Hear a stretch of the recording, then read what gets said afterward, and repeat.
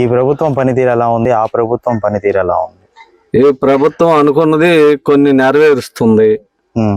ఆ ప్రభుత్వం ఇస్తానని ఇవ్వకుండా రైతులకి మోసం చేశాడు. అందుకే ఆ మోసం చేసినందుకు ఓట్లు వేయకుండా రైతులు ఇటేసారు జగన్కి. జగన్ కొన్ని నెరవేరుస్తున్నాడు, కొన్ని నెరవేరలేకపోతున్నాడు. నవరత్నాల స్కీమ్ లో పెన్షన్స్ ఏమి లేవయ్యా.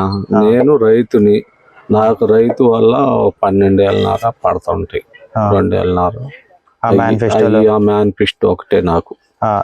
ఇప్పుడు ఈ రేపు మేదరమెట్లలో జరిగే సిద్ధం సభలో మేనిఫెస్టో రిలీజ్ చేస్తా అంటున్నాడు. ఏ మేనిఫెస్టో రిలీజ్ చేస్తే బాగుంటుంది అనుకుంటున్నారు? ఏది మేనిఫెస్టో రిలీజ్ చేసినా ఇక రాబోయే కాలంలో ఆర్థిక వచ్చేటట్టుంది. ఈ కొన్ని పథకాలు మానేస్తే ప్రభుత్వం ఏంటంటే ఇప్పుడు గవర్నమెంట్ పెట్టిన ప్రభుత్వాలు ఇవన్నీ ఏంటంటే అందరికి అందుతున్నాయి కొన్ని, కానీ ఆడ బడ్జెట్ పెంచుతున్నాడు, ఏదైనా కరెంటు బిల్లులు, ఇంటి పన్నులు వేస్తున్నాడు. అవి కొంచెం తగ్గించి ముంగలా ఏర్పాటు చేయాల్సింది. కొంచెం ఉద్యోగస్తులకి, పిల్లలకి, వాళ్ళకి మంచి జాబులు వచ్చేటట్టుగా ఏర్పాటు చేసి ఆ రాజధానిని కూడా కొంచెం లైన్ చేసి పెడితే బాగుంటుంది. ఓకే, ఇప్పుడు 24లో సీఎం ఎవరు అవుతారు అనుకుంటున్నారు? మళ్ళీ జగనే వచ్చేటట్టు ఉన్నాడు అయ్యా. ఎన్ని సీట్లతో వస్తాడు అనుకుంటున్నారు? కాకపోతే ఒక 50 తగ్గితే 100 మీద వస్తాడు అనుకుంటున్నాను. గ్రామంలో వాలంటీర్ వ్యవస్థ కానీ, స్వచ్ఛంద వ్యవస్థ కానీ ఎలా, వాళ్ళ పనితీరు ఎలా ఉంది? మీ లోకల్ ఎమ్మెల్యే చేస్తున్నారు పని. గవర్నమెంట్ లో వాళ్ళు బాగానే చేస్తున్నారు, ఏం అవకతవకలు ఏం చేయటం లేదు. వాలంటీర్లు కూడా ఇళ్ళకి వచ్చి డబ్బులు ఇచ్చి వాళ్ళే డబ్బులు అడగటం లేదు. పెన్షన్లు ఇస్తున్నారు. తెల్లారాలకే ఏదన్నా ఇది ఈ పథకం ఉంది, ఇది పెట్టుకోండి అని చెబుతున్నారు. వాళ్ళు వచ్చి చెబుతున్నారు, పెట్టుకునే వాళ్ళు పెట్టుకుంటున్నారు. బాగానే ఎందుకులే అనుకున్నోళ్ళు మానుకుంటున్నారు పథకాలు. అది జరుగుతుంది. ప్రభుత్వానికి ఈ ప్రభుత్వానికి తేడాలు ఏం గమనించారు?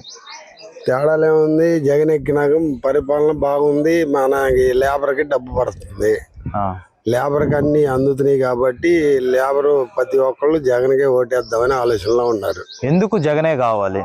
ఎందుకు జగనే కావాలంటే మనకి అనుకున్న పథకాలు ఇప్పుడు అలా తిరిగేటప్పుడు వాడాడు కదా, ఏ ఒక్కటి బాగానేయకుండా వేసాడు.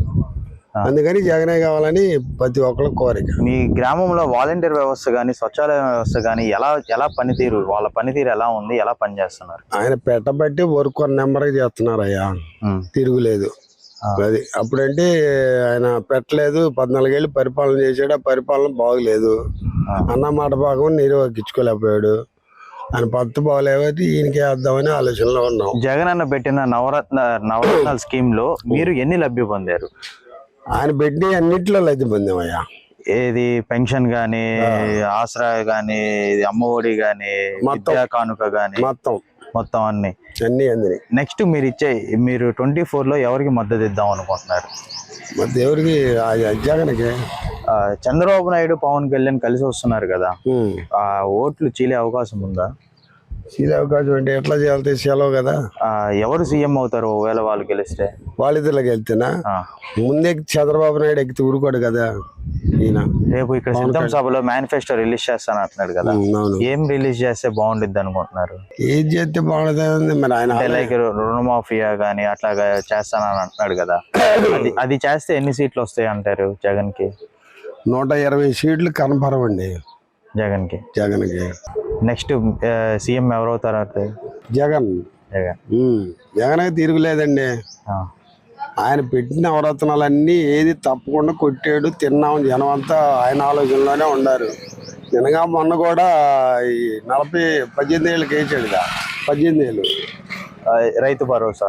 రైతు భరోసా కదమ్మా, ఈ మన ఆడవాళ్ళకి 40 సంవత్సరాలు పెన్షన్, 60 లోపు 45 నుంచి వాళ్ళు వేసాడు కదా డబ్బులు. వాళ్ళు వేసిన లబ్ధి పొందాం. వచ్చినాయి, తిన్నాము, తీసుకోవాలి. ఇంకా వేయటం వేసాడు, ఇంకా తీసుకోవాలి. రేపు 17-18లో తీసుకుందాం అని చూస్తున్నాం. పడ్డ డబ్బులు ఎక్కడ పోతాయి? అది బాబు ఆలోచన మండి. రాబోయే ముఖ్యమంత్రి జగనే, తిరుగులేదు దానికి. చంద్రబాబు నాయుడు వాళ్ళు రారు, వాళ్ళిద్దరికి పొత్తు కుదరదు, ఆ జాయింట్ కలవదు. వాళ్ళు ఒకళ్ళు వచ్చారు అనుకో, ముందు పవన్ కళ్యాణ్ నాకు ఇవ్వమంటాడు. చంద్రబాబు నాయుడు ఇవ్వడు. చంద్రబాబు నాయుడు నేను పెట్టిన పార్టీ నేను ఎక్కాలి కానీ నువ్వు ఎక్కేది ఏంటని వాళ్ళిద్దరికే పోటీ పడతాయి, వాళ్ళిద్దరికే గొడవలు జరుగుతాయి. అది వాళ్ళిద్దరికి పొత్తులు కుదరవు. ఓకే. అది Please subscribe Dot News.